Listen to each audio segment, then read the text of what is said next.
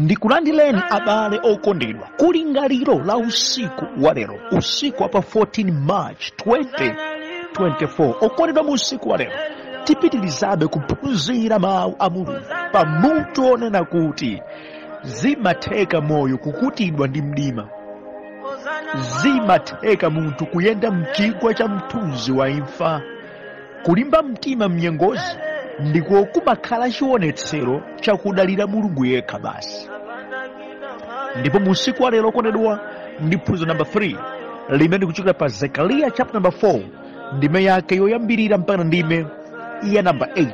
Mawu a Mulungu mchichewa cha lero akuti, kenaka mngelo amene amayankhula nane anabwerera nandidzutsa ngati mmene amadzutsira munthu amene ali mtulo. Anandifunsa kuti, kodi ukuona chiyani?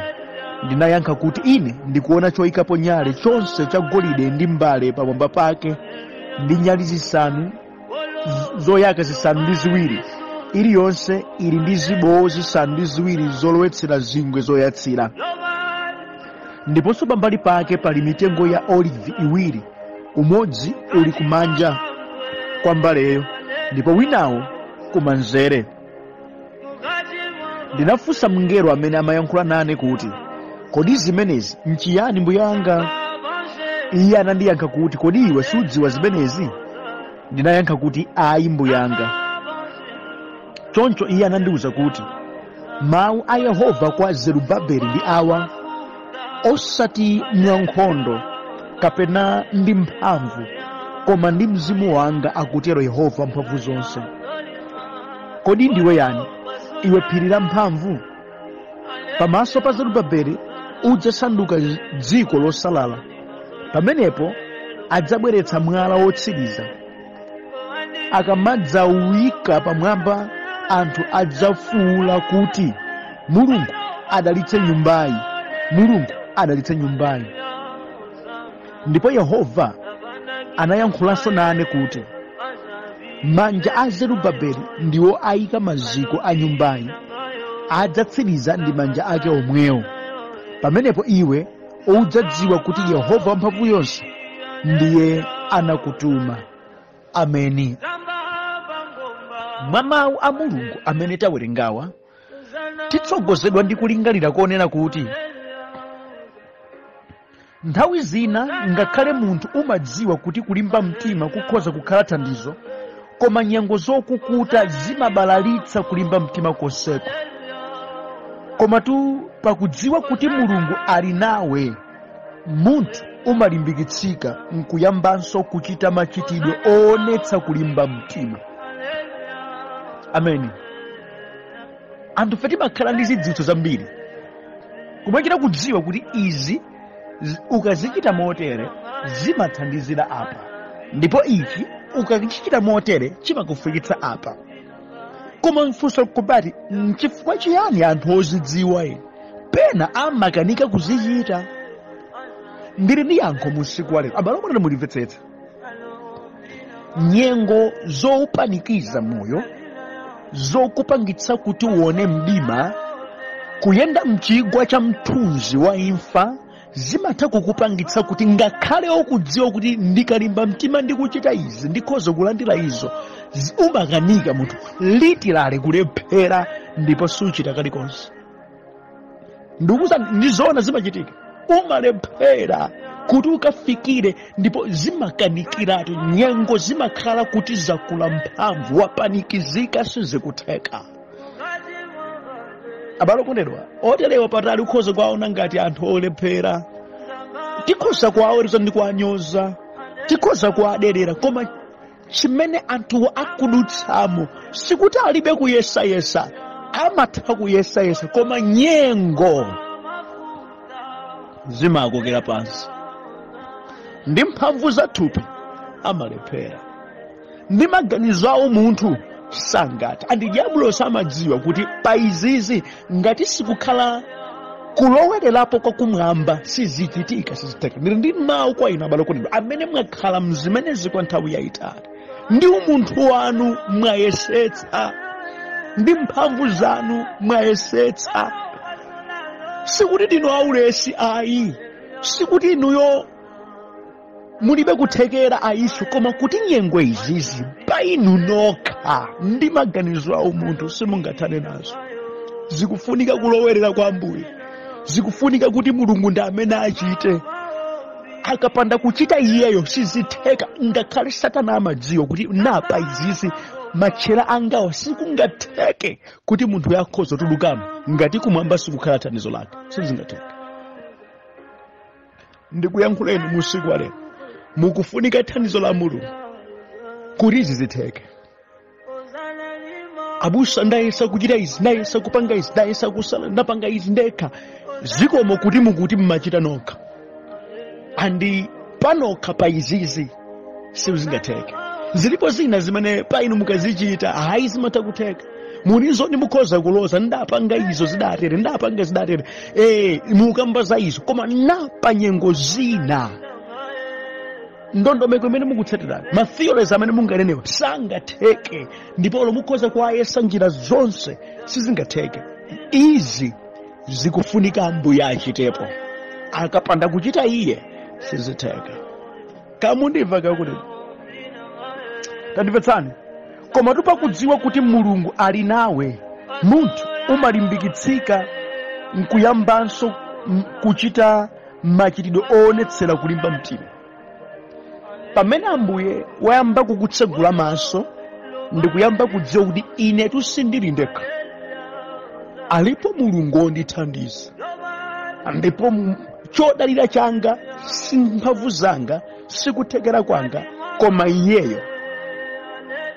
Kudziwa kotere kupa kupatsa mphamvu yakuti ukhoza kuyambanso kulimba mtima. Kunena kwina, kulimba mtima kumafunika thandizo la kumwamba. Ngosatheka munthu kumati ndine olimba mtima pandekhandekha, ndine olimba mtima. Ayi, kulimba mtima kudziyima ponena kuti Mulungu ali nane, ndipo mphamvu zimene ndidzakhozera kulimba mtima sizanga, ndi zake za Yehova. Machitachita angawa si aineyo, inu muona ine poti maso anu akuthera pa ine, koma ine mwini wake ndikudziwa kuti ndi Mulungu amene ali kuchita mwa ine. Kamatumikira ndi Mulungu, ndikamachita izi ndi Mulungu, kupulumuka uku ndi Mulungu. Okoti ndili ndi chitsanzo cha Paulo ndi Sila atamangidwa, mmene adakhalira kudali kosatheka kuti adakatha kuthawa. Ayi, kudalira kuti Mulungu afike pakulowerera, atalowerera mpameneno kupasuka ndi kuthandizika kudaoneka. Adali kulimbika mtima kwawo kunali pakudziwa kuti ife dalira Mulungu, zokhazo zidathandiza.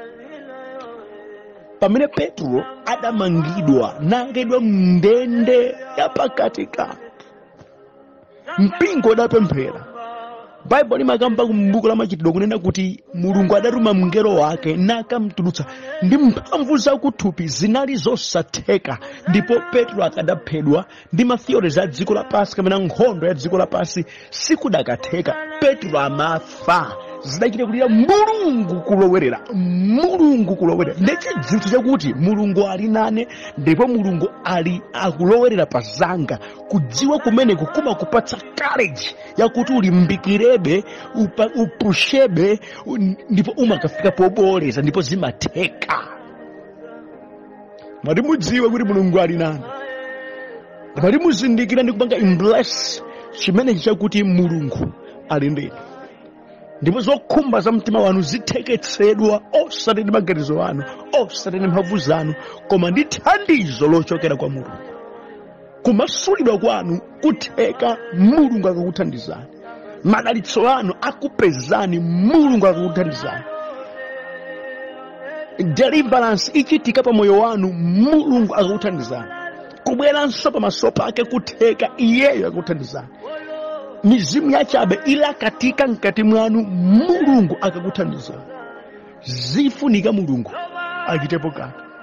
Akachitapo yeyu umavalika kulimba mtima, ndipo umakhoza kuchita zimene kale umakanika kuti ukhoza kuchita. Amen. Okondedwa upangiri wanga musiku lero nawo,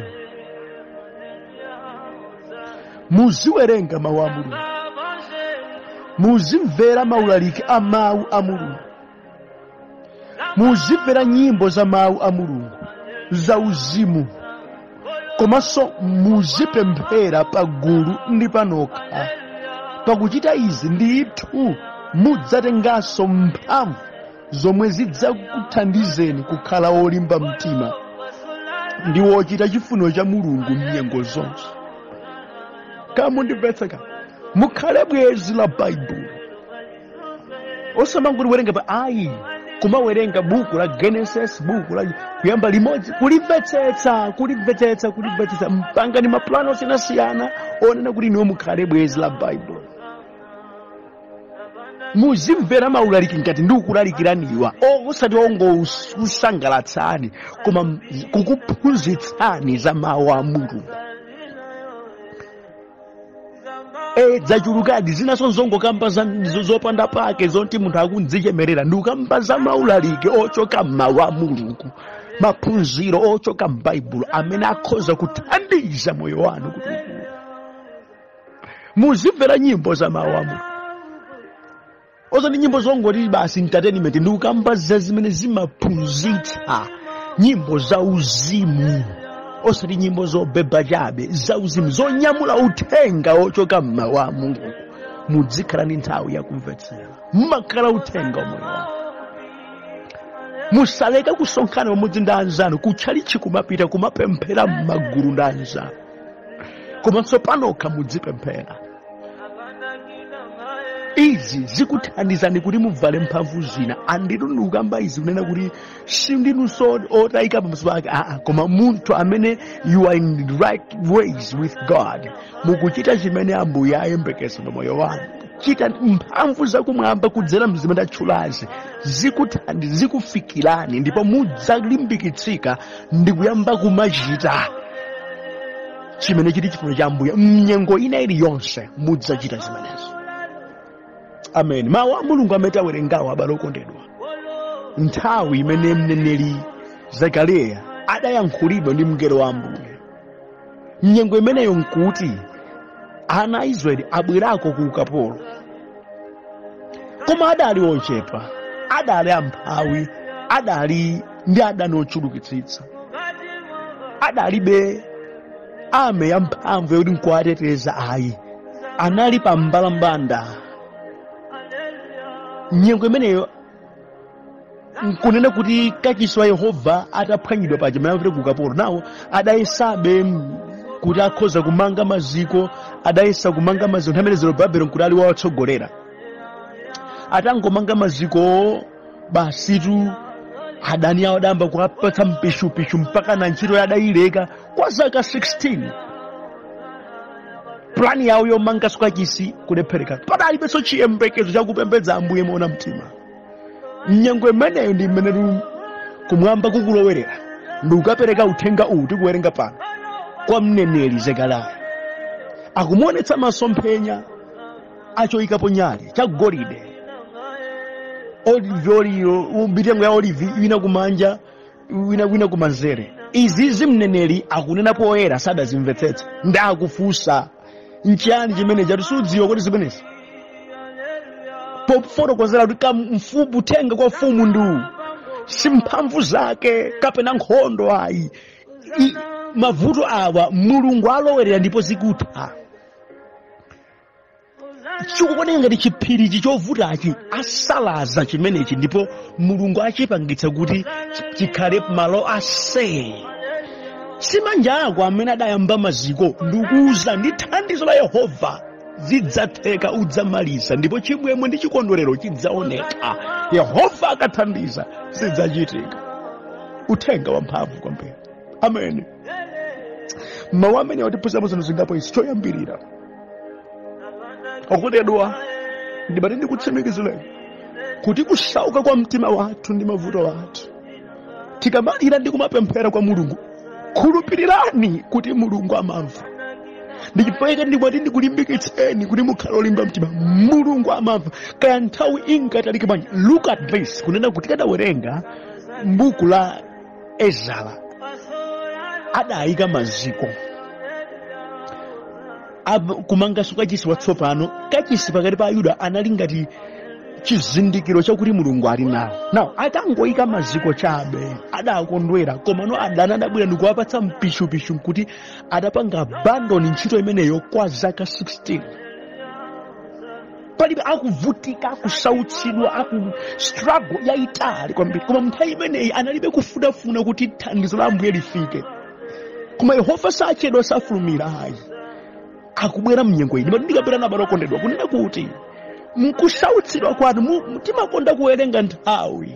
Koma ndimati ndikutsimikizireni, inde mkozokhala kufoka, inde mukokhala ochimo, inde koma Yehova khulupirirani amamva kulira kwathu. Yehova ndithu amamva kusautsika kwa mitima yathu, misonzi yotsikira mkati kumwamba kumamva. Ndifakati mwana ndikumemene, endanibe ndi Ambuye, kondanibe Ambuye, khulupirani pa Ambuye, musarane naye amamva. Kubwera kwa mngelo uyu kukafika kwa mneneri nkudzampatsa uthenga umene tawerengawo, zikuonetsa kuti Mulungu amaona zowachitikira. Mulungu amaona kusautsidwa kwawo, Mulungu amaona, koma amadikira nyengo imene yakudziwa kuti is the best. Tikamakamba kuti God's time is the best, ndi zoonadi. Ndimana ndikulimbikitsana malokondedwa. Mwina chifukwa cha vuto lakale ana Israeli nkunena iwo adamlakwira Yehova ndipo adatenga ku ukapolo, apa nkuti abwerera. Koma nukukulukutika sikudati, zambiri zikadavutabe, koma Yehova ali yemwe amaona. Ndimana ndikambera na malokondedwa amene pali zambiri zimene zikukuchitikirani. Tikudutsa mnyengo yovuta kwambiri zake, takutidwa ndi mdima, tikuyenda mchigwa cha mthunzi wa imfa. Limbani mtima. Ndima wawo ndikukupatsani akuti Mulungu akumva mapemphero anu, Mulungu akuona kuyesetsa kwanu, ndipo Mulungu akudziwa chokhumba chenicheni zakuti mukufunika kuthandizidwa. Ambuye akudziwa zakuti mukufunika mamasulidwe. Ambuye akuona zakuti mukufunika dalitso lichotse chitonzo moyo wanu. Ambuye akuona zakuti mukufunika ntchito. Ambuye akuona zakuti inuyo mukufuna kenaka keka kuchitikireni. Ambuye akudziwa zakuti mtima wanu uli wempha kufuna thandizo lake. Iyeyo akudziwa, akudziwa. Zidali zambiri zolakwika zimene nazo adamchitira Yehova, koma maso ake sadachotse pa iwowa. Akutumiza mngelo wake akamuonekere mneneri Zekariya, ukampatsa uthenga umene. Muone chikondi cha Ambuye mpaka na kutumiza mngelo kwa ndani, kwa mtumiki kuti akapereka uthenga kwa kusautsidwa kwa political leader of that time Zerubbabel. Ndekuti mtsogoleriyo amasautsika, amayesayesa kuyesayesa apa. Ndiponso nkuteka nkhawaida mkutira, alibe asitikali, alibe zakati, alibe mamaterials, ndi osautsidwa. Kuyesetsa nkomakhala nako mwina zina zimafunika kulimba mtima, koma akaona kuti dzachulukitsa dzibe za mvutazo, akamadziwerenga nzambirimbiri poyambira uchita usowa. Yehova akukhala thandizo mnyengo imene. Ndikuyankhula ndiwena pano amene zakulira ndi zambiri, akusowa kuti akhoza kuchita chiyani. Kulakalaka amakhala nako, koma ngolefuka, ngolephera, ngokanika, sangathe kuchita izi paokha. Ndi pemphero langa musiku wa lero, Ambuye alowerere pa zanu zonse, nambwiretsa kulimbika mtimanso kwa moyo wake. Amen. Katipatsana malokondedwa, Mulungu akuchita chozedwitsa ichi, akulola kuti mneneri aone masomphenya. Koma taurani mneneri akuona di masomphenya, koma sakuwamvetsetsa, sakudziwa tanthauzo lake. Chondikondweretsa nchakuti sakuyikapo maganizo ake. Amene. Amunidwa masiku anowa ndikumaona kuti mauthenga ambiri akupotozedwa chifukwa tikusoweka kudzichepetsa kumene Zekariya anali nako. Waona ndithu masomphenya, koma chilungamo chake nkuti sakumvetsa tanthauzo lake. Ndikuyankhula ndi atumiki ambiri a Mulungu pano amene nkuthekadi kumwamba kumatha kukupatsani masomphenya, koma mumachita changu chongoyikapo maganizo anu. Nkutheka mumatha kulota zinthu, koma nomolomo kuti mudziwe ndi kufunafuna kuti tanthauzo lake nchiyani, mmangoyamba kuuza anthu. Mwinapo kampo zinthu chapokachitika zikuchitika opposite, nkumanyoseso Ambuye angawabodza. Inu nkumavutika mu mtima kuti koma ndidaona ndithu ineyo. koma kuti mudaona simudadziwe tanthauzo ndipo simudafunsa Ambuye kuti kodi tanthauzo la izi nchiyani, kuti mukadziwa pamene mukhozoona kuti kodi nzofunika nkauze wanthu kapena nzofuna ndingodziwa. Musamachite phuma abalokondedwa. Zakumwambazi zimafunika kuzimvetsetsa. Phunzirani monga mtumiki uyu ataona izi sadazimvetse ndipo adafunsa kodi muti tanthauzo lake nchiyani. Ndikuona rucho ikapo nyali zisanu ndi ziwiri zimene zimapezeka mkachisi zimenezi nkuteka munthu kapanga convey message kuti iwe kaya kuwalanso kupezeka Ambuye kudzapezekanso pakati pa Israeli, koma no sadazimvetsetse. Pamene mungera kuti sudziwa izi kodi, therefore adamufotokozera uthenga ndi down direct kamuuze Zerubabeli kunena kuti simphamvu sinkhondo koma mzimu wa Ambuye zichitika ndithu koma amene azichite ndi Mulungu. Okondedwa akufika polandira clear message chifukwa adafunsa, sadafuna kuyika pa maganizo. Nimati ndikambe nanu munyengo zimene mukudutsamo musathamange chonde, musathamange kuyika maganizo anu. Mungalakwe mungasemphane ndi proper meaning ya nyengo yanu, mungasemphane ndi benefit imene Ambuye akufuna kuti mulandire pa nyengo imene, mungasemphane ndi chifuniro cha Mulungu. Mfunse na Ambuye zikuchitikiranji ndipo muyambe kutsata zimene mukumva kwa Iye, mukadziwa proper message, proper meaning ya zimene mukudutsamo pamene mukhoza kuzikhala. Musaikepo malingaliro anu ayi. Chilipo chifukwa chimene Ambuye akulolera mudutse mzimenezo, chilipo chifukwa chimene Mulungu akuchedwetsera izi, chilipo chifukwa chimene Mulungu akulola kuti muyende mchigwa cha mthunzi wa imfa. Koma ino inu musathamange. Chimene ndikupempheni, limbani mtima kuyimabe ndi Ambuye. Amen. Limbani mtima kuyimabe ndi Ambuye. Limbani mtima kuyimabe ndi Ambuye. Mfunse na Ambuye njiyani tsono chikatere. Ndirani tsono mufuti ntani lero. I know it's a struggle but take it to God. Ambuye muti ntani. Ndalema sindikudziwa tanthauzo muti nchite chiyani. Ndilakwa nkatsogoza kuganiza kwanga. Kamba naye na Ambuye mwakulimbika mtima. Amen. Kandukena tandivani uthenga wabwino umene Mulungu akupereka. Ndionena kuti malingaliro anu mphamvu zanu ayiso zifunika inezi ndizichita ndine. Amen. Bible nena kuti verse number 6, choncho Iye anandiuza kuti mawu a Yehova kwa Zerubabeli ndi awa: osati mwa nkhondo kapena mwa mphamvu, koma ndi mzimu wanga, akutero Yehova wamphamvu zonse. Okondedwa akafika Yehova, uthenga uno uthenga wopatsa mphamvu, ndi uthenga obyalaso mbewu yakulimba mtima kuti mukhoza kuyima pamaso pa Ambuye nakalakatana ndi nyengo ina iliyonse. Akuti iwe itamvetsera osati mwa mphamvu.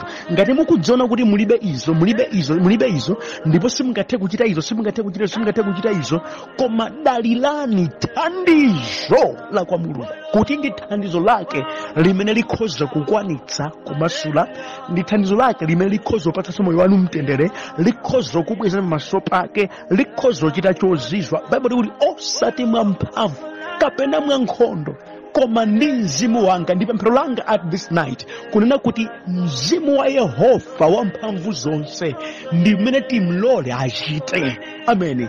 Tilole mzimu wa Ambuye ndi amene achite. Mzimu wa Ambuye ndi amene achite pa inuyo, mwa inuyo, ndi inuyo achite ndi Iyeyo.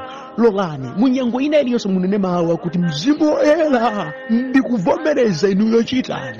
Mzimu wa Yehova wamphamvu zonse chitani. Ndikukhumba izi mzimu wanu chite. Kuyesa kwanga ndasiya, ineyo sindingakwanitse, ndalephera, ndakwidwa ndi mantha, koma ndilimbira mtima pa inuyo. Ndichitabe izi pakudziwa kuti ochita ndinu, ndikhalabe pa inu popeza ndikudziwa ndi mzimu wanu.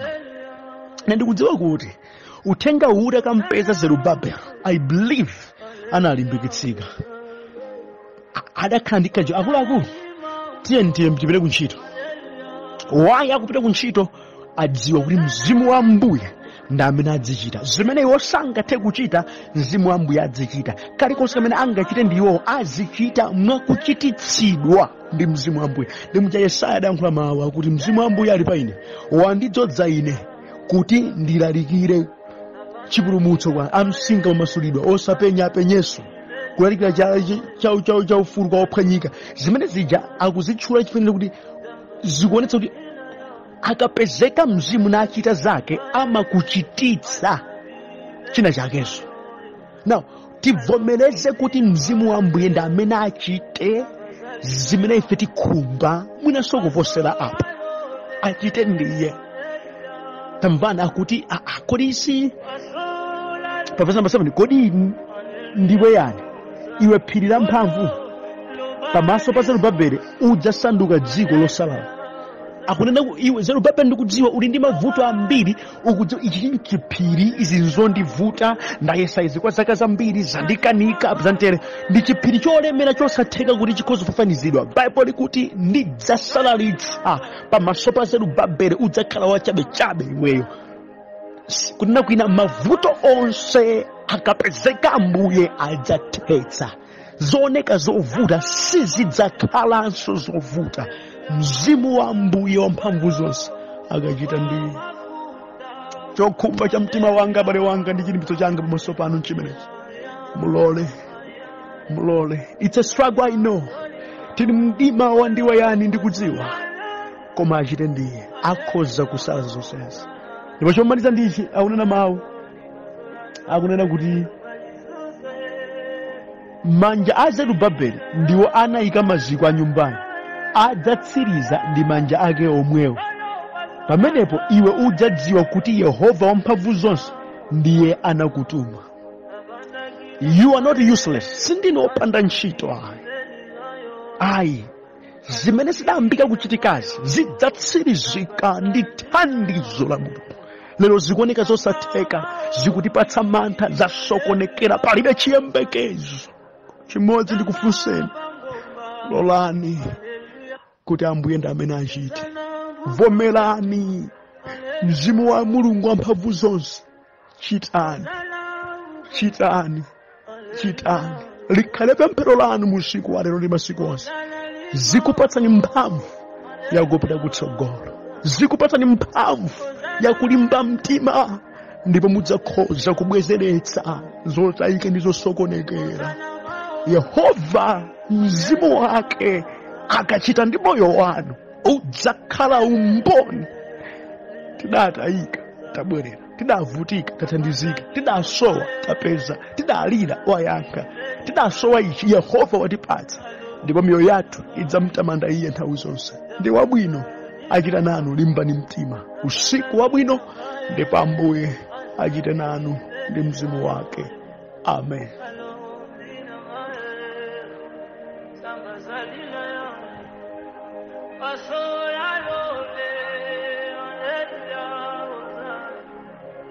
I saw